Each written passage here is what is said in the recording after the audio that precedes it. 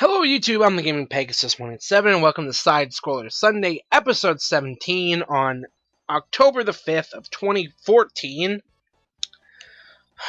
Playing Sonic 2, only as Sonic. There's a reason, and I will get to that, but anyway, I'm playing Sonic 2 because A, it's my favorite of all the Sonic games, and B, I am not the biggest fan of the original Sonic the Hedgehog. Okay, if you want to send your hate mail, feel free to send it to I'm afraid I've got some bad news at idon'tgiveafuck.com. Yes, I'm afraid I've got some bad news, no apostrophes, at idon'tgiveafuck.com. And if you don't get any responses, well, Deal with it! Anyway, Monday Night Raw. Dean Ambrose, Seth Rollins feud. That's the really only highlight. On a show where you have a bunny feuding with Hornswoggle dressed up as a gator. You have, and you know, Heath Slater and Titus O'Neil, Slater Gator. You know, it's funny because I was watching some of the earlier, like the early NXTs that were on the network, and you know, I saw the debut of the Adam Rose character, and you know, Rusev kicking all kinds of ass. Yeah, actually, you know, Adam Rose, his original gimmick down at NXT was Leo Kruger. He was actually the original member of the Wyatt family. Yeah, when Bray Wyatt made his NXT debut a couple of years ago, Leo Kruger. You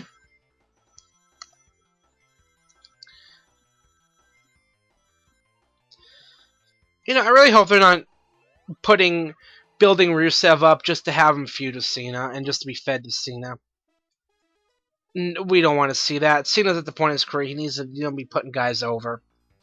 Not burying everybody like he did Damien Sandow. I think I've talked about that before. I'm not going to go back into it. It's a load of crap. But just kind of long story short, Sandow was the Money in the Bank contract holder.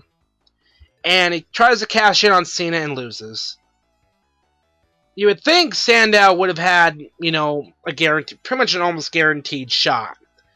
I mean, the only guy to cash in and lose was, not win the title, was Cena, which is weird enough. But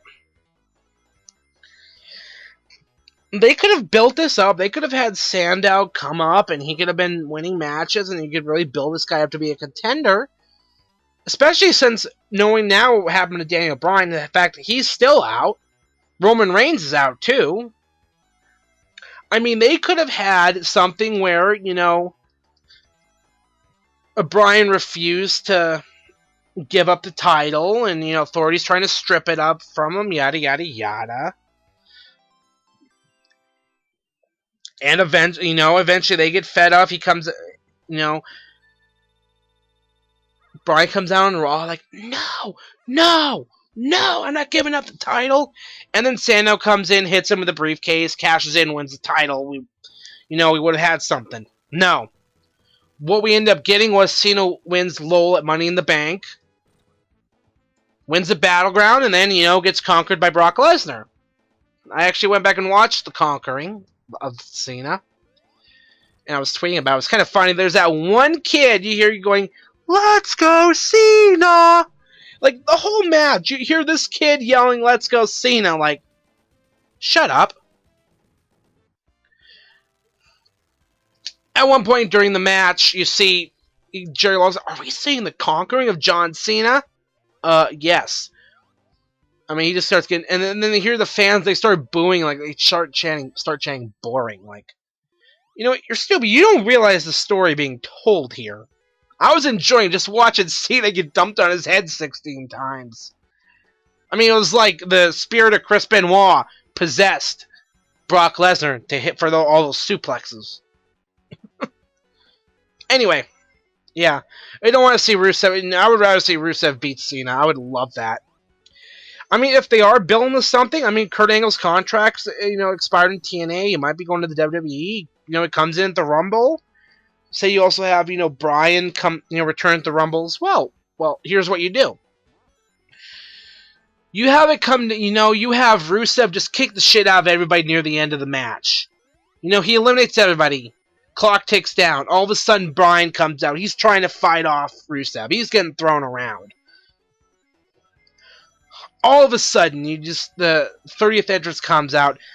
Dun dun dun dun dun dun dun. Angle comes out, starts kicking Rusev's ass, and there's like this double team, whatever.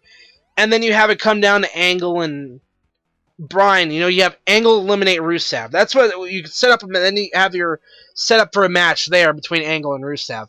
And then you still have Bryan win the Rumble to go on to WrestleMania, hopefully win the title. Actually, we went and rewatched that too. Damn. It's the goosebumps. But basically, I only use song for a big reason, and it's just for the stages where you get the emeralds, because you don't have tails dragging you down, getting hit by crap, losing rings, and you don't have to get as many. Still hard, but at least you don't have tails getting hit by everything. Because there's like a 1 second delay from when you jump and then tails jumps. But wow, I got really sidetracked. Ambrose and the Ambrose Rollins feud. So Ambrose stole the Money in the Bank contract, stole the briefcase. The Authorities sends their Patterson and Briscoe after him. Their Stooges, Joey Mercury and Jamie Noble. Already awesome. So Ambrose comes out later, and he's throwing merchandise into the crowd. In fact, he's selling merchandise better than Hogan sells at WWE Network, which got delayed in the UK till November 1st. God fucking whatever. So eventually, a couple security guys come out, and Noble and Mercury, and they Ambrose like, oh, well, hey, look, they sent the Cruiserweight division after me. Are you guys real security guys? Weren't you Rosebuds last week? Oh, this guy's gold. He's like the modern-day Brian Pillman. But, yeah. Eventually, Rollins gets the briefcase back. He opens it, gets blasted with green mist. I guess they got Tajiri in there somehow. Somehow they got him from TNA temporarily to blast Rollins. Or they had some leftover slime from the DX sliming of the Spirit Squad. Man. Anyway. I'm done with the Bella feud. I don't care. I've never cared, but that's still going on. God. It's like they're not even trying. They have these few highlights. They have, Rollins and Ambrose putting on a hell of a feud. I guess later in the night, at some point, they had it looked like they were playing a rib on Seth Rollins when they hear the briefcase buzzing, and he's like, it was my electric razor. But, it was actually a rib on one of the divas. There's been no word on who it was, but apparently one of the divas got stopped at an airport because the batteries in her vibrator tipped off, got alerted by airport security. Yeah, the batteries, they were going through airport security, and the batteries in the vibrator came up as something they needed to check, and yeah. I'm assuming it was Nikki. For the sole fact that I heard she has like 8 vibrators. And again, I don't watch Total Divas. I don't care. But that's what you hear when, I spend as much time on wrestling groups on Facebook as I do. When you're not blocking people for posting stupid, oh my god, Cult of Personality just came up on my iPod, CM Punk return imminent bullshit. Or the constant, TNA soldiers, the constant Cena bashing. You kind of find little tidbits of information like that. God. So, I'm trying to think where I was going. I don't know what I was saying about earlier today, but there was some way I was gonna there was something I was gonna do and throw in 2 fucking Dean Ambrose Titty Master jokes. I don't know. But I have been playing a lot of WWE Supercard. Now, I have done a couple of King of the Rings in the last week. Here's the thing.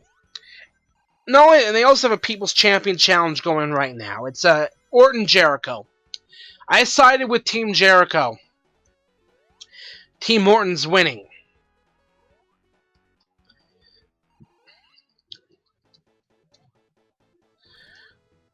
Whatever. I don't care. I'm still looking like I'm gonna get some decent cards. I might end up with 2 Stardust cards. Yeah, they've been adding new cards, which is nice. Which I like. I'm glad they're adding, different cards and new stuff like that. Personally, I like to see more like NXT cards, but whatever. I guess when they come up on the main roster. But then again, they probably won't be. By the time they do that, they won't be anywhere near decent ranking. Yeah, I don't see a legendary Sami Zayn anytime soon. But so I did the King of the Ring. First of all, these things take way too goddamn long. It's like it's like over 2 days of constantly, checking. You're switching your backups out. You're using your energy cards, or you're adding power. Like, it just takes too long. It's 45 qualifying matches. That's almost 2 days of bullshit. You get 1 match every hour. So it's 2 days. Unless you get knocked out early or you don't even qualify. But if you qualify, each match is best 2 out of 3. Games, not actual, little matches. It's 2 out of 3 games. So, the last 2 I've gotten to the final round, but I've lost. So, the prize is you get a random super rare pair. So, you get a pair of cards. Well, and this was the first set of King of the Rings. I've only done 1 other King of the Ring before this week, and I ended up with 2 rare Goldust cards and I had 1. I wasn't even near that high ranking, so, and I didn't even really use Goldust. I already had a decent lineup as it is, but had I known about some of the tips where if you max them out and then pro them and then you max out, you'll have a higher stats for it, and a fully pro maxed out card will actually beat the same superstar in super rare. So yeah, I don't know why I've got. Better not be catching a cold, but anyway. So I get this super rare pair, and I'm like, oh, it should be something decent. I don't want something to replace my Triple H card. And I do have a super rare page I got from the ladder tier, but I'm waiting to get 2,000 games so I can get a second one to create a pro, because I want to use Page. Unless I get like an ultra rare Natalia or something like that. Something I will actually want to use. But the game decided to troll me. It gave me a pair of super rare Eva Marie cards.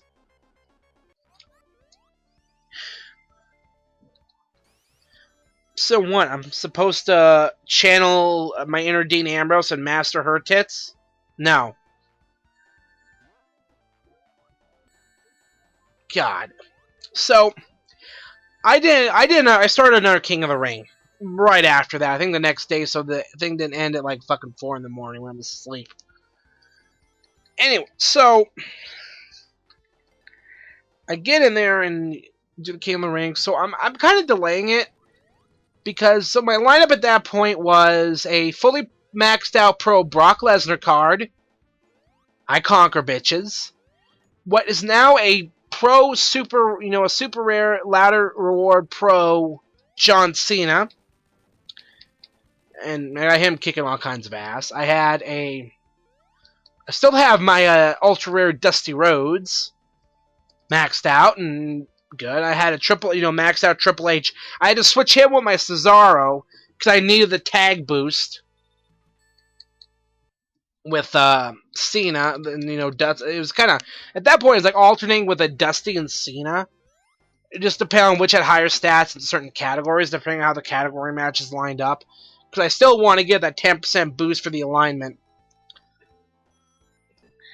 And then my maxed out rare pro Page, which I'm still doing pretty good unless I end up with unless I go up against a pro super rare. I'm gonna end up losing, but I usually got a Page winning. Lol.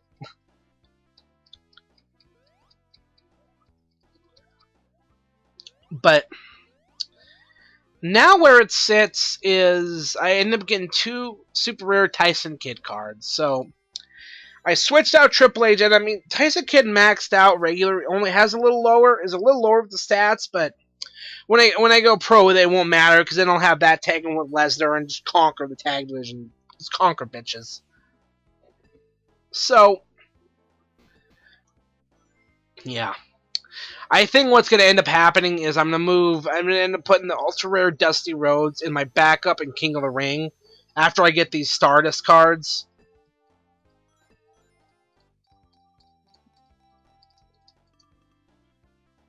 And then just go from there. Because at this point, unless I get unless I get 2 ultra rare the same to where I can get pro ultra rare card, I got no reason to switch shit out. That's the thing. I mean, I got no reason. It's funny is, I mean, this game, like, you can literally get through it, like, not paying a damn thing. Almost 17 minutes, I've been rambling and talking about random shit, but, yeah, that's super card. It's fucking addicting. I mean, to get to get cards, you don't have to pay a damn thing.